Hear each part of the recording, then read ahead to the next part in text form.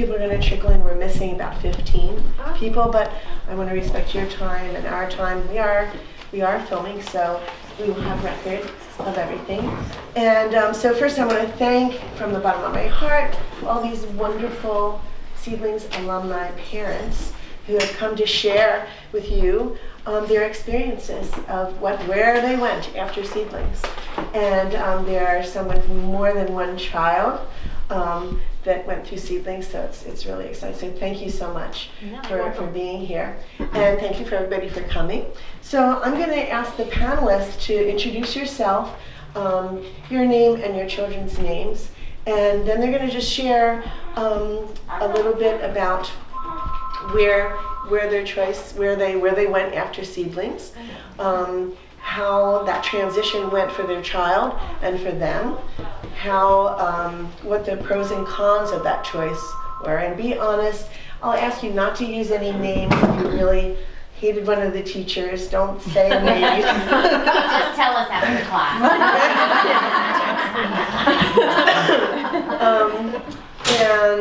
And then finally, if you would have done something different, if you had it all to do over again.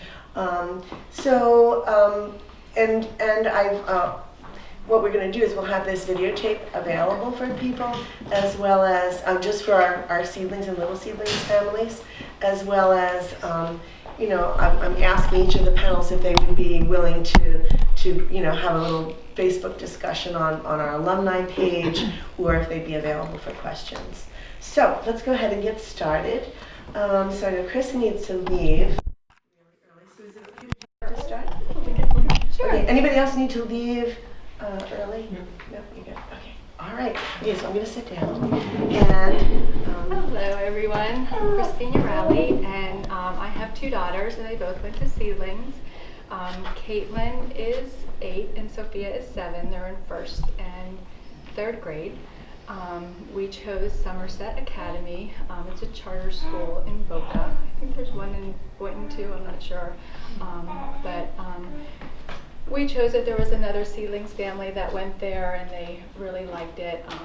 So we went to, and I remember the feeling. It was so daunting, like trying to figure out what school, and there was like so much to think about.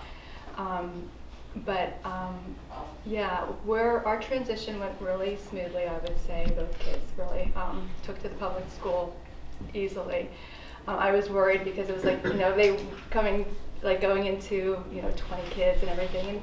And, part of the transition was part of the day is one teacher with so many kids, and it ends up being crowd control, and I was worried about that, but that was not an issue. It was more in my head, and the kids really worked at it fine. I remember Caitlin came home and she's like, "Mommy, kindergartners aren't allowed to wear bracelets."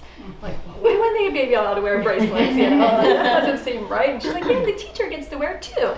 I'm like, "Well, why is that?" But apparently they were bands and they were flinging them around or whatever. And I remember too, in the very first week, Caitlin had been trying all summer to learn how to whistle, and finally got it a week before school started, and she was whistling while she was working, and that's not allowed in kindergarten either. I was like, oh my God, she worked so hard on it, and now she's been told she can't do it, and then she's like, I guess I'll have to do it after school. I didn't say anything, and she worked it all out. So the transition wasn't uneventful. It was fine. The reasons why I chose Somerset, actually there were two main reasons. The first one was a lot of the public schools have 180 to 200 kids coming in per year, so it's 9 kindergarten classes, and from year to year they could have, they could go several years without having the same kids in the same class. And I grew up in a smaller environment. I got to go to school with the same kids every year and everything, so I kind of liked the smallness of Somerset, where there's only 2 or 3. By the second year, Caitlin knew all of the kids that were in her grade. The principal knew all the kids, the music teacher, the Spanish teacher, everybody knew everybody. So, and Caitlin walked down the hall, and the teacher would be, "Caitlin, how was your day today?" And I just liked that small feeling. And the second part was I was renting at the time, and being at a public school, like if the zoning, if I went from one place to another, they'd have to go to a different school, where a charter school, I just had to live in Broward or Palm Beach County, and they could have stayed at the same, they can stay at the same school. So those were the two reasons that I like it. How was the transition for you? To go to the public, Yeah. to go to school. I think, like I said, as long as I think I thought more about it than they did. Yeah. So as long as I kind of kept back and saw the reaction first, it worked out. And I remember because I volunteer a lot in the cafeteria, and it's like really loud, and there's a lot of classes there, and sometimes they're kind of militant. Sometimes I thought, but it ended up being okay. I just think. I mean, the only drawbacks I can see for Somerset is that, and I don't know, this may be for all schools, I'm not really sure, but there's no gymnasium. So if there's, if they're outside playing, which is a good thing, but if it's raining every day, then they're inside, they're not, they're out for that. But they have, Spanish, they have all the programs, so anyway. Okay, terrific, thank you. Lisa, maybe next. Sure. I guess I represent the old crowd. I have children. Maybe age, I don't know. Anyway, I have 4 children. They all went through Seedlings. I have a 12th grader, and I have a 10th grader, and an 8th grader, and a 6th grader. And they all went to Spady. I'm not going to really say a lot about Spady because I think Eileen can speak a lot better about Spady, to be honest. It's a very fluid situation with all the changes and testing, and kind of what I went through is probably not really the same as what you would experience. But I would say that like Mike and I were really tortured by trying to make a decision on where to send them to elementary school. And we were going back and forth, we were looking at private schools, we were like, it felt so tremendous at the time. And my father-in-law just said to me, he goes, it doesn't really matter where you send your kids. And the single, well, it doesn't matter, and that's not the fair. What he really said was that the single most important thing is your involvement with your kids. And it kind of set us free, because we knew we were good, involved parents, and so we kind of felt like it's going to be okay. And it was, but things change, and you're at the mercy of how things change in the school and what teacher you get. I think the best decision we made was keeping our kids here at Seedlings until 1st grade. And that was another really difficult decision for us, because we felt like, they're going to be behind, and there's so much pressure on kids these days, especially when you get into middle and high school, it's crazy. And then, and we didn't do anything. We didn't, get them cards and start ramping them up for 1st grade. We just kept going along, having a good old time. And when we came into 1st grade, we talked to the teacher. We told them where we were at, and each and every one of them. But we read a lot at home. We did, we weren't completely off the fly here, but. By the time they got to 1st grade, I would say by like the 6th grade, they were 6th week rather. By the 6th grade, that would be really bad. By high school, they were reading and writing. I'm sorry. By like the 6th week, they were completely caught up and never looked back. And actually, all our kids are doing well academically, so that was really not any issue at all. And with my youngest, Dylan, he's just very, I guess like a little immature mentally, he just, when it came time for him to go to 1st grade, we felt like he's not ready. He's a July baby, so he would have been on the young side. And I talked to, one of the women at Spady, and basically found out that we could homeschool him in a kindergarten curriculum for the year that he was 6 years old. So not only did we not put him until 1st grade, but we also held him back an additional year, and he went into 1st grade when he was 7 years old.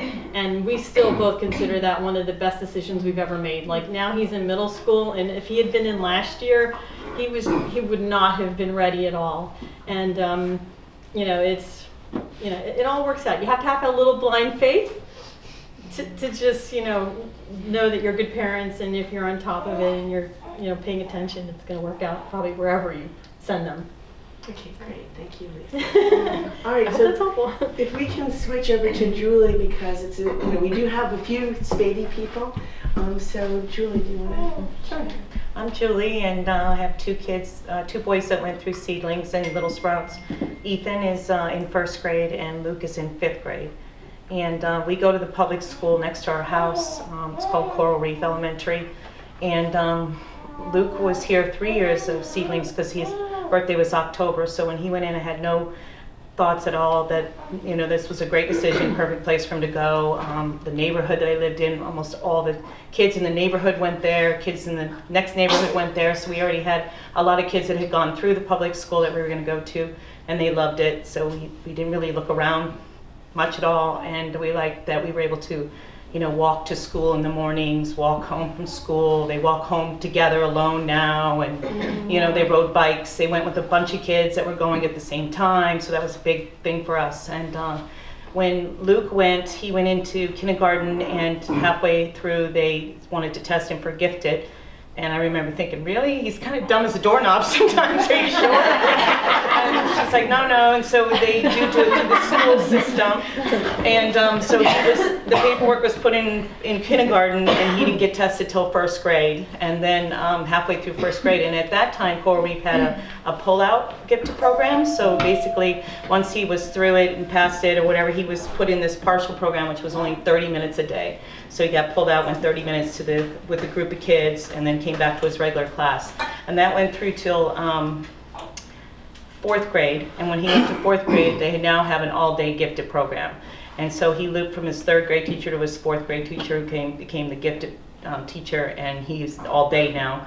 And we were talking about it because this was coming up, and he said, you know, I kind of like the part-time thing because you kind of went out, it was a special time, you went with the same group, but he has a lot of the same kids that was in the partial, same groups all through the different you know, years that he's been there, but then some new people. And I'm a little different with the, like in the smaller part, I kind of like that he gets to meet new kids and have different friends, and friends that he's been along all the way are some friends, but some that he doesn't really even see, even though he's been with them for years, and he's had new friends, you know, so I kind of like a little bit of that too. And then Ethan, he was here, and I was considering him, you know, he was going to go to kindergarten, and when we went to kindergarten roundup, he had a little bit of anxiety all along since he was born, and so he had a really episode at the school where he got real anxious, and I thought, oh my God, I don't think he's ready mentally to go to the school. I wasn't sure what to do, but I was considering coming back to Seedlings for the next year, and then maybe trying to hold him back and go to kindergarten. But at the time, the pediatrician had suggested that I go and get the IEP, which is that individual, what's it stand for? Education. Right, sorry, both of them. So he went to the county, we did that testing, he wouldn't do anything, he wouldn't speak, he wouldn't do any of the academic stuff. So they, you know, had a meeting about it, but they couldn't really find a box to put him in to say that he had any problems. But I worked hard on trying to get him in the IEP, to get an IEP so that he could go to the part-time preschool that they had at the school that his brother went to, and that was in our community, which ended up happening, which was the best thing ever. So he went 2.5 hours for preschool there, even though he should have, you know, he was age appropriate for kindergarten. And then he went to kindergarten the following year, and it's been great. And his you know, anxiety is like gone pretty much now, and it was a really smooth transition. And so I was lucky that worked out. Otherwise, our other choice was to come back here and then try again, which would have been great too. But I was tired of driving. Yes, and to be able to go to the local school. Right, and I like the local brother. school, and he was, you know, happy that he could go with his brother because that's what he was expecting. And then, you know, he walked with his friends, and now it's been great. So it's worked out, and you know, the gifted program there is full time now, and they just do, it's really the same curriculum, has to be the same curriculum, but you just do different things. You do a little bit more in-house projects, a little more in depth, a little bit more creative, so that's nice. So like they did project in fourth grade where the teacher set up where you job interviewed for a job in the classroom, and then you got money for the job, and then you had to pay for your desk, and that was your house, and it was your rent, and just like things like that they would add into the program because it was the gifted program that maybe they didn't do in the other classes. So yeah. Okay, terrific, thank you.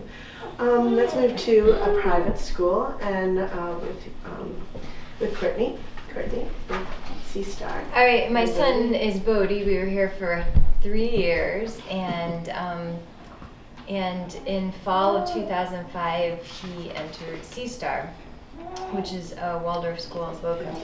2015. What did I say? Wow, yeah. Not the oldest parent. Yeah, no. How he transitioned, fine. It's kind of his personality, though. He just kind of goes with the flow. He was 100% fine the first day of school, just ran on the playground. How I transitioned, coming from like Sunflower, which is such a community and you know everyone, and then going to that school, which is very small and it's already a community. But I found everyone very welcoming. They have a parent council, which is sort of like a PTA, and I started going to those meetings and got involved, and they have a bake sale every week, and it's just, everyone was very welcoming. And kindergarten is still, with the younger kids, they have 2 campuses, so you have to walk the kid in, so you get a chance to talk to, and even at the grade school you can walk your child in, but not everybody does it. You have the drop-off thing, so there is more socialization with the parents for kindergarten. So, cons of our choice, very small classes. So last year there were 2 kindergarten classes, and there were only 3 boys in my son's class, he being one of the 3, so I didn't always like that, even though he loves to play with girls, and it's fine. Those 2 boys had been to school together for years, and they kind of were a little cliquey. So then there were 4 boys in the other class, and now those classes are together. There's 13 kids, and there's maybe 6 or 7 boys now, so it's fine. And another con is, at a small school, if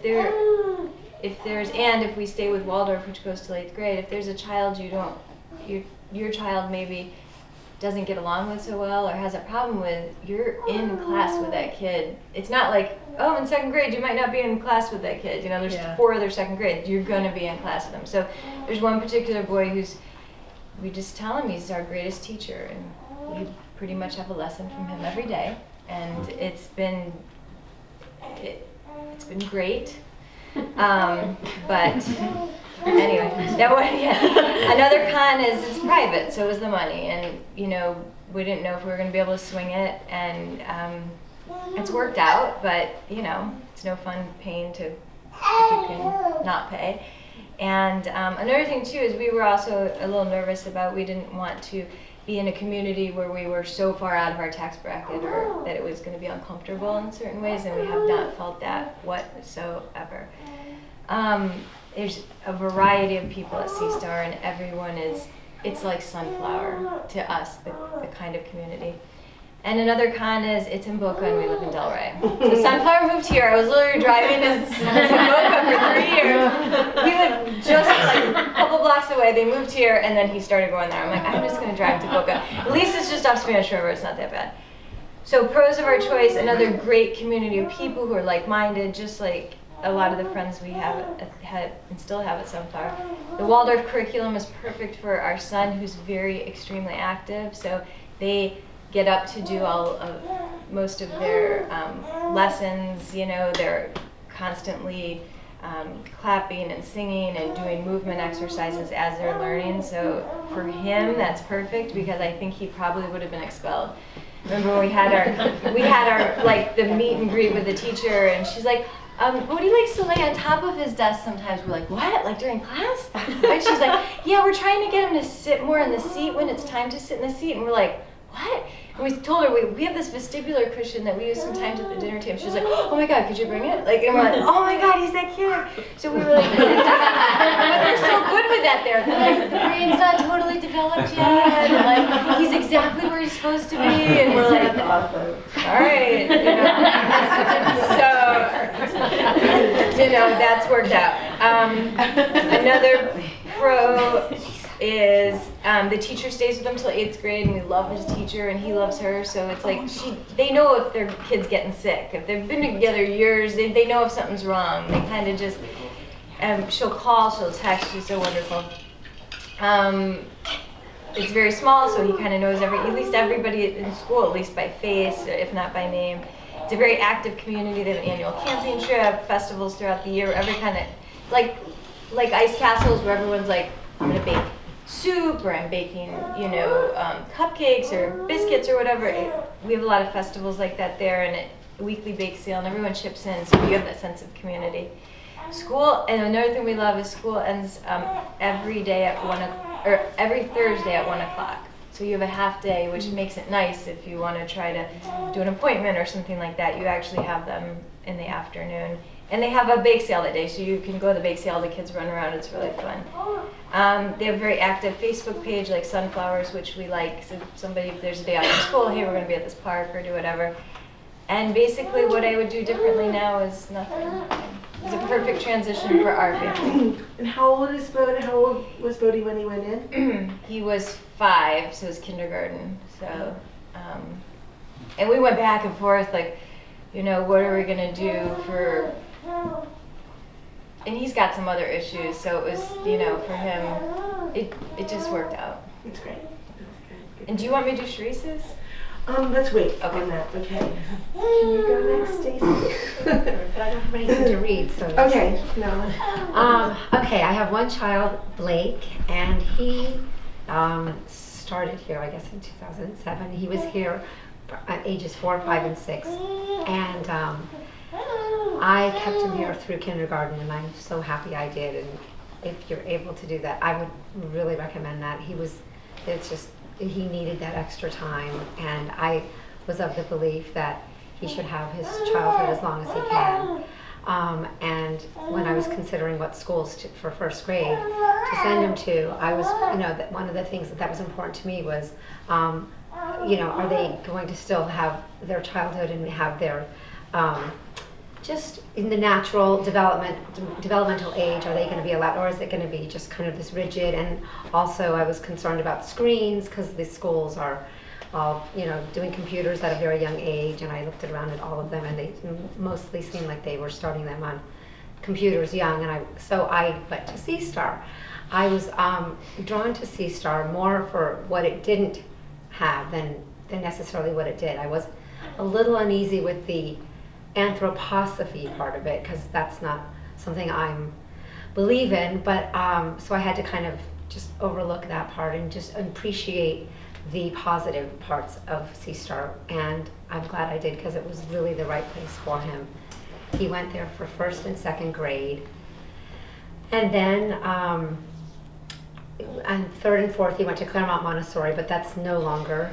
The Claremont there, Nalco is here from Emerging Minds, so a lot of the Claremont people went to Emerging Minds, and some went to Turtle, what is yours called, Heidi? Turtle River Montessori. Right, so we had that represented, and those people are still around. Oh, okay. So Well, I would in say- Claremont, a lot of Seedlings went to Claremont. Yes, I loved the 3rd grade at Claremont. It was wonderful. It was a great, again, I didn't answer the other question. As far as the transition from here to Sea Star, it was seamless, because it just was that same, like as she said, community and like-minded parents that wanted similar things for their children. A lot of just creativity and singing, and it was very sweet and innocent. And academically, I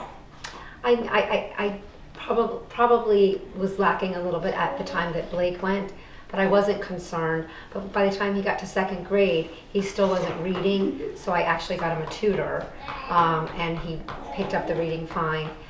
He was a little behind when he started Claremont with math. With academics, he had to catch up. But I would still do it the same way, because it was worth it for him to develop his creative side and to be just, at ease. He wasn't really ready, I think, for that kind of academics. So 3rd grade at Claremont. Okay, and 4th grade was at Claremont too, but I wasn't thrilled with that. That's when things started falling through the cracks, and the teacher was just, well, I can say he was not there anymore, but he was, like he came in and told the 4th grade 9-year-olds about the Sandy Hook shooting, that kind of thing. He just didn't really appreciate, these are children, they didn't really need to know that. And since my son wasn't watching TV, he didn't know about that until but anyway.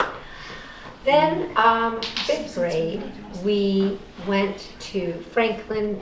Yeah, what was it? So we were only Charter school. yeah, it was Franklin and Boynton. That was the charter school, and I still never liked computers, and I found out they don't use computers there really. So even though we lived in East Boca, we drove to Boynton for this charter school, and it was a little bit of a shock to me because we'd been in such small private environments, and this was like institution, and it was just Blake actually liked it. Shockingly enough, he enjoyed the experience. He liked the organization. He liked the grade. He had never had grades or tests or homework. He kind of liked it. He was ready for it. That was the time, 5th grade. But it just, for personal things had happened with the teacher, so I'll tell you in private later, but we had to, I told you, right, Susan? Yeah. Okay, so that wasn't gonna work. So then we went back to C-Star. So we went back to C-Star in the January of that year, and we finished up. And I would say in 5th grade for Blake, he was pretty bored at that point at C-Star. And he was just kind of goofing off, and he wasn't really learning much. But again, that teacher's not there any longer, and I don't know if it's better now. So 6th grade, he started Gulfstream, which is, I don't know if you guys have heard of it, but it's a really lovely private school north of here on the A1A. Really close So it's like a 77-year-old school. It's very traditional, very conservative, and but there's something very sweet about it. And the classes are like 12 kids per class, and there's something very special about the school, even though I'm not really like most of the parents there. They're very just the elite type. Okay, but I still think they're wonderful. And so I would say of all the middle schools that we considered, this was really a great choice. That they start the laptop program, and that was kind of like, oh, but I know this is what everybody's doing, so we're working with that, and he's doing well. He's doing well there. So I would say, as far as I wanted to tell you, as far as starting in kindergarten, I wouldn't start at Gulfstream that early, because I just, it's funny, I asked Blake before I just dropped him off at a school thing tonight, Blake, if you could go back in time and start in 1st grade at Gulfstream, because he loves Gulfstream, would you have done it? Would you want to? He said, absolutely not. Why? I was too weird then. They wouldn't have known what to do with me. He's like, no, it was the perfect time. He just matured just in time for this kind of environment. Yeah. So all all different kinds of things for his elementary years, and then solid in the middle school. Yes. He really found the right fit. Absolutely. And was he really kind of happy at all the schools except a little bored at C-Star? I would say yes, he was very adaptable to every environment. I want to say that when I started in 6th grade at Gulfstream, she told me that he was the most comfortable in creative writing. He didn't, like all the other kids were like, what should I write? And he just was very comfortable just writing whatever came to him, and she was impressed by his just his sort of comfort and freedom just to write, and his confidence in and creative writing, because the other kids who'd been there since 1st grade, they were always kind of told what to do, and so Blake was more just outside the box kind of thing, and she was really impressed by it. So I attribute that to, first of all, Seedlings, and then I do think C-Star helped that part too, let him just be free to be expressed and really create. honoring the childhood. Yeah. Okay, awesome. Okay, so let's go to Eileen, who has a lot of different things too. Moving parts. But, So I have 3 children that all were seedlings. My oldest is now in 6th grade. She's actually the same age and has gone through school with Lisa's youngest. And so that's something that's lovely. Is everyone get yourself a friend who has kids that have already done it. It really helps a lot. So I really loved the Montessori philosophy. I've experienced Montessori education in my professional life when I was a teacher before I had children. So we entered the lottery for Esty Spady for my oldest in kindergarten. She was definitely ready to move on. Though for her transition, she did not want to leave here. She wanted to go to school, but there were many of days of Cameron crying or not leaving the playground. And the last mother-daughter tea, she just would not let go of Susan. And I promised her, there will always be Susan in your life, and we've made that happen. There's always been Seedlings in her life. So that's something that definitely sticks with her. Though once she started kindergarten, she was thrilled. Spady, 7 years ago, was still very Montessori. The school district had allowed them a lot of freedom in being a choice program. They still had mixed grades where pre-K 3, pre-K 4, and kindergarten were all together. First, second, third were together. Fourth, fifth, sixth together. She flourished in the Montessori classroom. She's very academically motivated, and so she just blew through those lessons and loved doing her personal research projects, and the teachers really supported that. She was really just blessed with some fabulous teachers. First and second grade, third grade, fourth grade, midway through the year, she realized that all they were doing was practicing to take a test because things had changed in the school district to where everyone had to do this Common Core, which we knew, but they used to give Spady and some other choice schools more freedom on how they were going to get to those goals, how they were going to meet the standards. And that's not the case anymore. So halfway through the year, she's coming home cranky and just miserable about it. So I decided to look into our homeschool. And we went to go visit, and really I was bringing her to visit to make a point in that you can go, it's going to be the same curriculum, but you're going to want to stay at Spady with your best friends who she was Seedlings with and who she's known forever, and those teachers that she loves. And it turns out she fell in love with Freedom Shores. She was eligible for the gifted program, but that wasn't even, she wanted to go and do the arts and this engineering club that she's still involved in, and they had real music. And so halfway through the year, she decided to say goodbye to Spady and go to our homeschool, which had all of these things that our Montessori school did not. I wouldn't change a thing with it because she had a really solid Montessori background from kindergarten through fourth grade that really continues to help her. She's at Bach for visual arts, and the arts at Spady are really non-existent. So her... And that's because of Montessori. It's because of Montessori philosophy.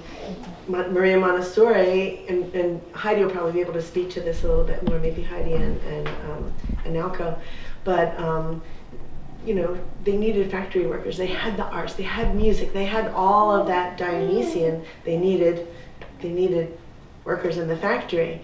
And while it is a really creative and intrinsic kind of a program, traditional Montessori schools don't have the arts because they had it outside the door. Right. So it's not because they don't want to. It's task oriented. Yeah. And so all of my daughter's art skills came from her or what I could afford to supplement, and it's done her well. Now I also have twins that are in third grade now, and they were Seedlings. Though in entering the lottery for Spady, if you get in, you have to take it. And they got in at pre-K 4. And I would not do it again. I would have held out because I would have loved for them to have that extra year here. Their experience at Spady has been very different than my older daughter, really just because the school culture has changed a little bit. what they're allowed to do in the classroom is not the same as it was 7 years ago. When all of this was taking place and all of these changes, I know that the teachers met with the administration. At some points, the teachers were like holding their ground, like, no, we're not letting go of this. And what it boiled down to was they were going to keep the peace education. And that's something that's huge in Montessori education and still is very much a culture at Spady. They don't compete. There's no prizes for selling the most chocolate bars. And that is still important. There's a lot of like-minded people at Spady because if you're going to apply to a Montessori program, many of the same parents have the same kind of ideals. They are not so happy now in 3rd grade. Again, there's not a lot of extra stuff. It's now just a lot of testing. And there's not the extra fun clubs after school or hands-on art. So we will probably look at transitioning to Freedom Shores, which is our home school, and we had a great experience there. Awesome. Thank you, thank you. I picture all these little faces when they were seedlings. Oh, like they're 3rd graders. Crazy, crazy. Okay, so Natasha is a Spady mom now, still has Dakota here at Seedlings, and is the freshest transition. So I'm Natasha, and I have a 2-year-old who is with me, home with me, a 4-year-old who is a current seedling, and my daughter Leela, who's 6, and she's in kindergarten at Spady. And I would say her transition was very smooth. She's a very agreeable child. She's very adaptable, and she's very excited about school. About 2 weeks in, she did mention that she thought it was going to be a lot more fun, but she was coming from Sunflower, and that was her idea of school. So we really don't have many complaints from her about school. Her main complaints are there is not enough outside time, and she doesn't have as much freedom to do what she wants. Like, she wants to be outside, she wants to be creating, writing, drawing, all of those things. And there is time for that. I mean, she brings a lot of, like what they would consider art projects and things home on her own that she's done. But like she said, the art program and the music program, it's not what we would consider, but it's like planned projects. It's not something that they can just have the freedom to create.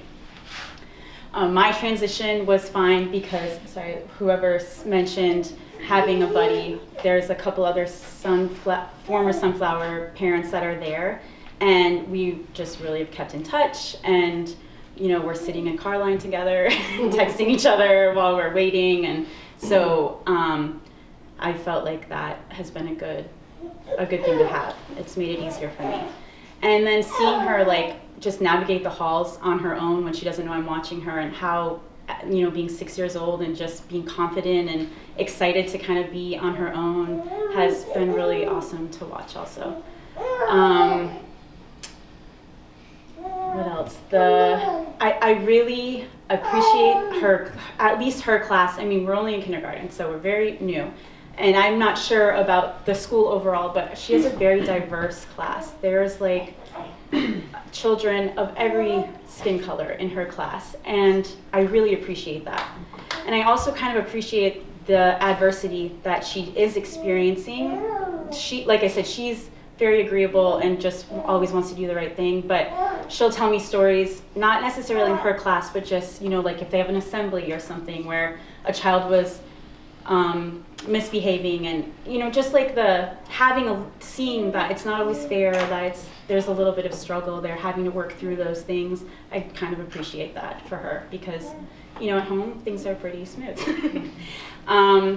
Class gets out at 2, so we usually just go to the playground or go to the park right after school. We have a long day left of daylight that we can really be outside, and she can have the freedom at our own house to create or just have downtime or do whatever she wants in that scenario. How is the pre-K, the 3, 4, and 5-year-olds? Right, yeah, so that's the other thing that I really like. If the kindergarten is still mixed, 3, 4, and 5-year-olds, or 3, 4, 5, and 6-year-olds, 'cause she's 6. And so her class has 17 kids, there's the teacher and then the helper, and out of those, there's 5 or 6 preschoolers, either 3 and 4-year-olds. And they're not doing exactly the same thing that the kindergartners are doing, but they're there and they're learning together. And my daughter, she really likes that and appreciates that. She does have 2 younger brothers. She's comfortable with, mixed age playing. So that's been really nice. Let's see, the cons, I guess, not knowing like all the families and kids that are in her class. Okay, so one more positive is that the teachers, at least in our experience, have been very open to parents coming and being in the class, helping. Each classroom has a garden in the back, and I don't think the teacher necessarily would have taken initiative to get that planted, but I asked if we could, and that my husband and I would, come and help, and she was very open to that. And every week she's open to us coming there, one of us or both of us, whatever, going there, bringing the kids out, giving them a little lesson in the garden, and that's been, she appreciates that. And anytime, if we say, oh, can we come into the classroom, she's been very open to that. And I know some of the other former Seedling parents that are there, that they've had the same experience with different teachers. I don't know what else. Okay. So yeah, I guess the cons, like I said. Anything comes up during the question and answer. Okay, so Heidi and Nalco, their children both went to Claremont and from Seedlings, and or other places. Nalco really has lots of different experiences which you can share if you want.